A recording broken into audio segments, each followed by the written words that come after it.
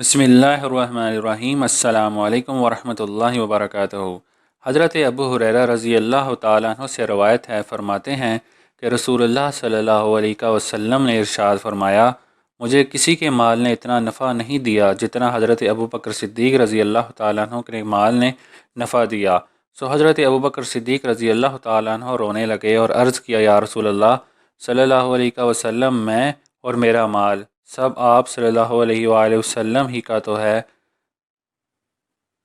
چنانچہ ابتدائی اسلام اور غربت مسلمین میں اور رسول اللہ صلی اللہ علیہ وآلہ وسلم کی خدمت اقدس پر حضرت سیدنا ابوبکر صدیق رضی اللہ تعالیٰ عنہ نے 40,000 درہم خرچ کیے۔